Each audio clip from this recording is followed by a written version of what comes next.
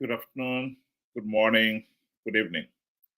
This is just a quick fire back on a reply I got when I sent a video commenting on the political situation in Zimbabwe. Basically, that video clip was giving the middle finger to Zanu PF, tyrannical, corrupt, and oppressive rule. And also the middle finger to the opposition's breathtaking incompetence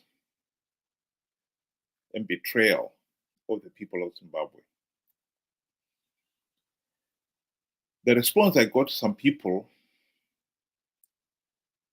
was that I should leave both Zanu PF and Triple C because my argument was it's not new political parties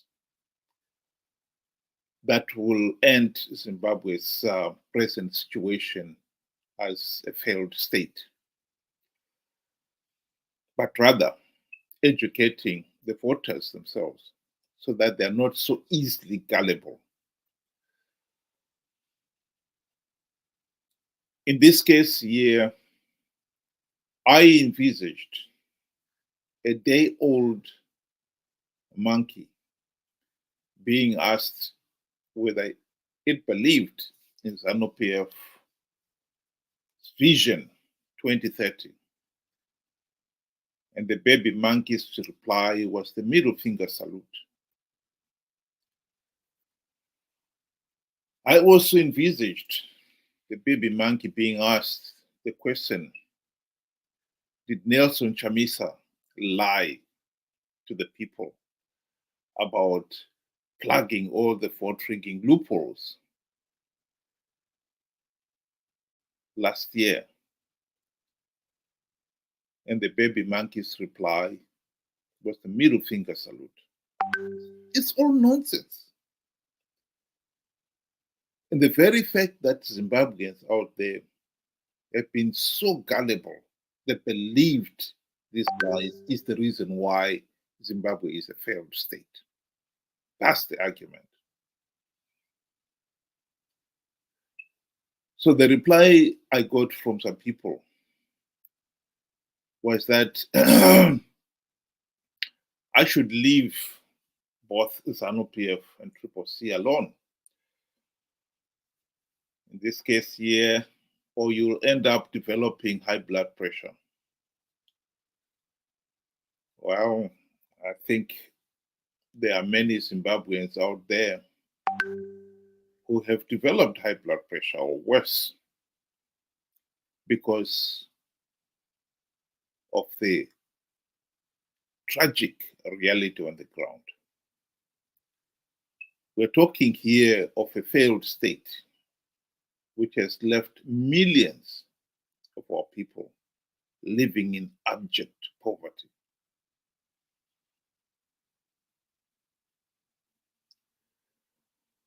In this case here, we've also talked of how Zanu PF, after 44 years, has all but collapsed the country's health service and the education system. So even for all manner of ailments, including high blood pressure, millions of Zimbabweans out there cannot even get treatment for it. I think if you cannot get angry with what is happening in Zimbabwe, the only rational reason for it is that you really don't understand what's going on. And this is the one occasion where one can say ignorance is bliss. But ignorant or not, if you are one of the millions living in abject poverty, you cannot pretend that you're not feeling the effect of it. So the issue of one's health, to ignore the situation, that is really not an option at all. If you don't understand the situation, then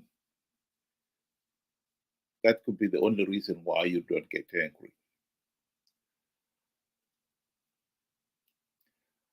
The same individual actually was more particularly interested in you should focus on Zanu PF and not Triple C because they are not in power. The text that the individual sent me is one I'm showing you at the bottom of the screen there. I think that deserves a direct answer. One has got to understand that Zimbabwe is in this political and economic mess because for the last 44 years, we've failed to hold free, fair, and credible elections. That is the starting point. Then one has got to ask, why? Why is it after 44 years we are still failing to hold free, fair, and credible elections? The answer to that one is also simple.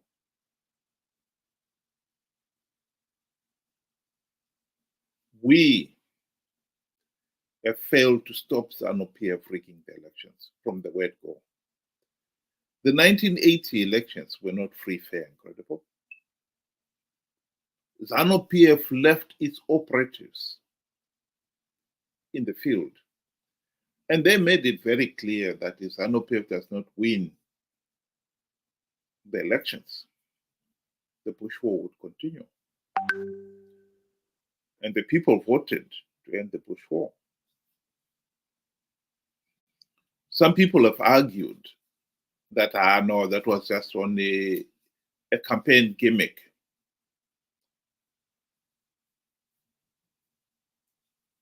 But those doubting Thomases have since been proven wrong. In fact, didn't wait very long before they were proven wrong. By 1983, 3 years after independence, the Zanu PF launched the now infamous Gukurahundi massacre. The primary purpose of that massacre was to coerce PF Zapu, who were the real meaningful challenger to Zanu PF's hold on power at the time, to abandon their existence as an independent party and force them to join Zanu PF, which they ultimately did in 1987 with the signing of the Unity Accord. And this paved the way for Robert Mugabe to impose the de facto one-party state. Ever since the Unity Accord, Zanu PF has rigged the elections under the pretext that all the other opposition parties were a threat to the unity that was achieved by signing of the Unity Accord. Of course, it's a nonsense. The regime just wanted to consolidate its own hold on power. By the late 1990s, the nation came to a consensus that they needed to change. There are two options. They could either have another armed struggle to end the Zanu PF dictatorial rule, or to elect opposition parties whose primary purpose would be to implement democratic reforms and get the country back on a democratic footing. MDC was launched in 1999 on the understanding that they will deliver those democratic changes. Indeed, the party called itself Movement for Democratic Change. And after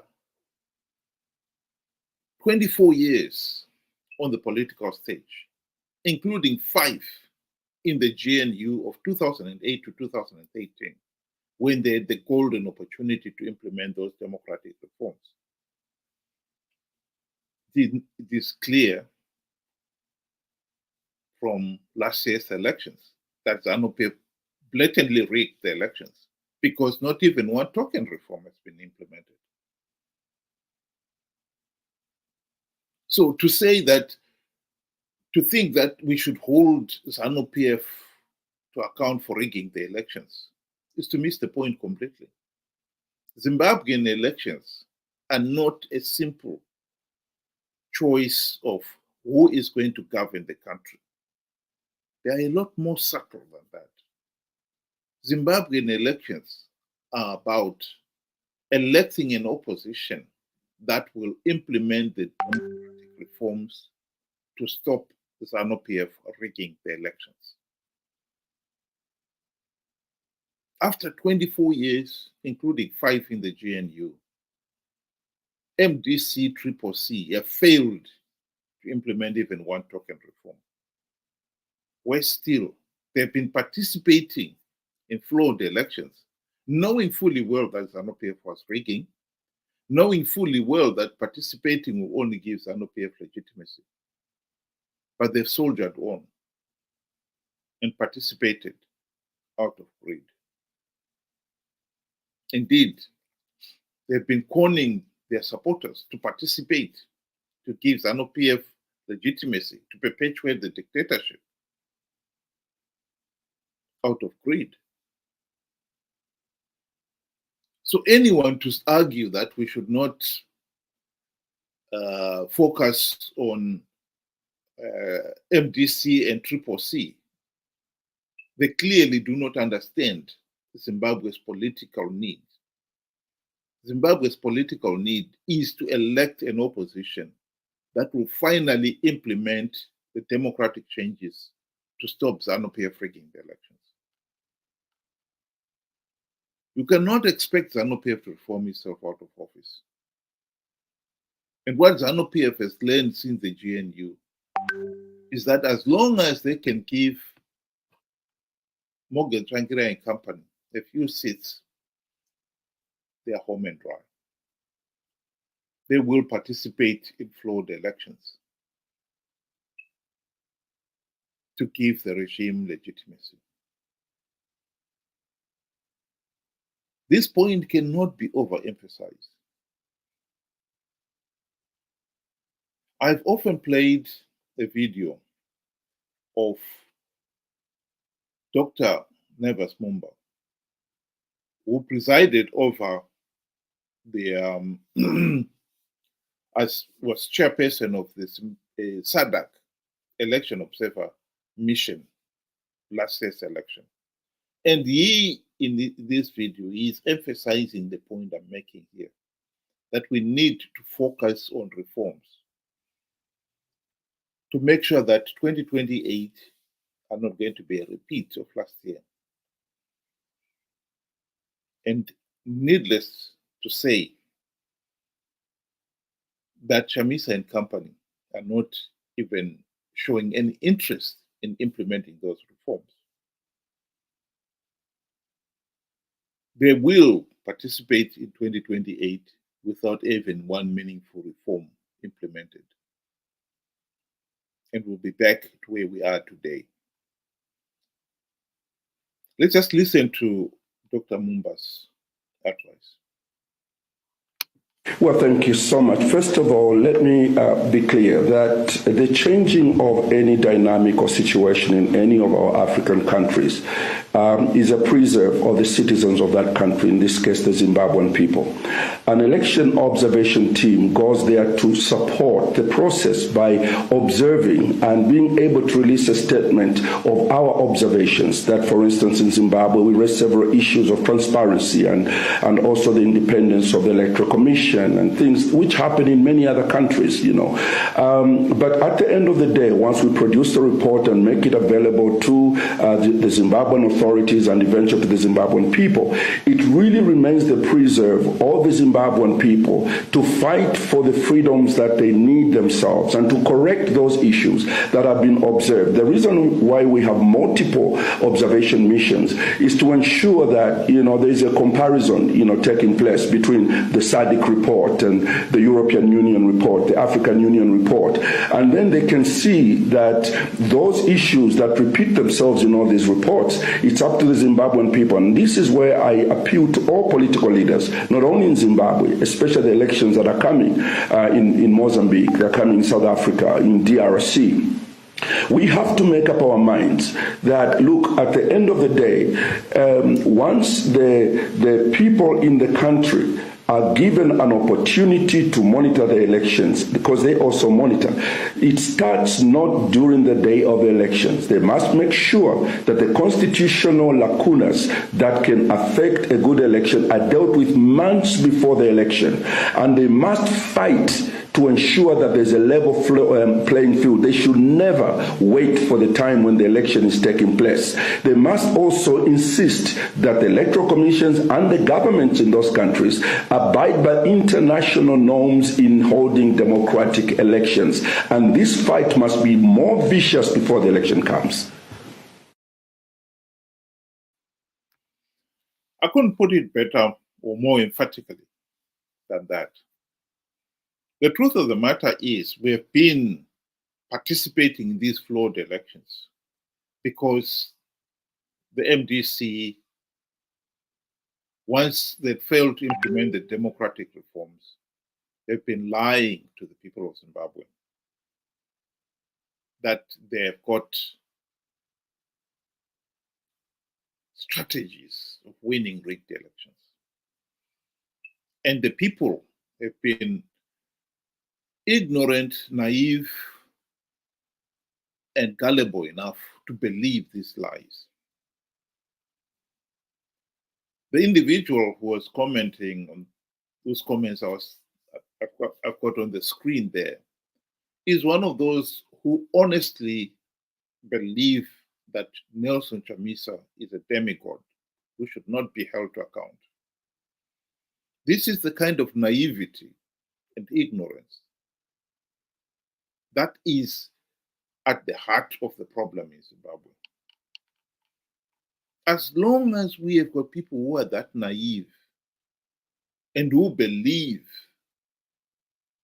such blatant lies as I've plugged all the vote rigging loopholes, we are going to have another election in which it's a repeat of 2023.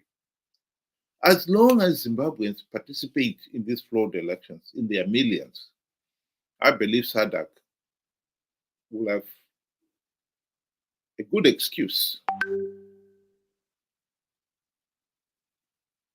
to continue to ignore the fact that the election process is flawed, as they did last year. We should not be arguing about last year's elections were rigged or that Chamisa lied. Those are facts. Those are historic facts. To be arguing about them clearly shows that we have got a serious problem here. So I repeat, elections in Zimbabwe are not a straightforward vote for A, B, C, D, etc. They are a lot more subtle than that. We are voting to elect an opposition party that will, or opposition leaders who will implement the democratic reform. That should be our number one priority.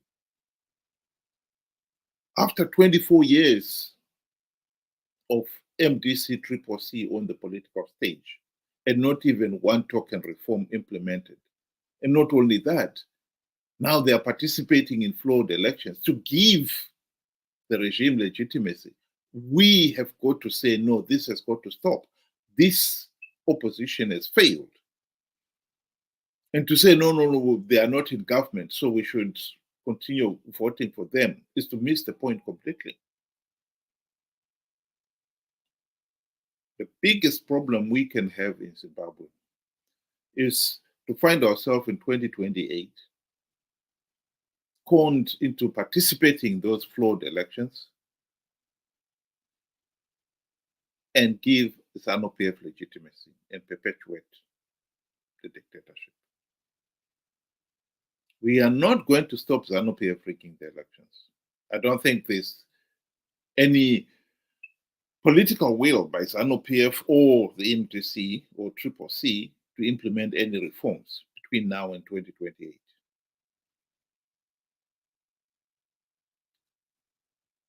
What we can do is make sure that as much as Zanu PF can rig the elections and CCC will participate, try to give the process legitimacy, we should make sure that we do not participate and thus starve the process of the oxygen, the political oxygen,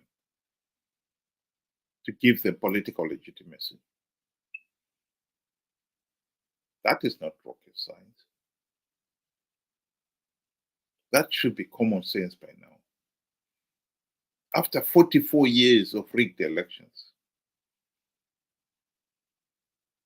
we should be able to see the sheer futility of participating in these flawed elections to give Zanu PF legitimacy. That's the argument. Thank you very much for joining me this afternoon, and have a good day.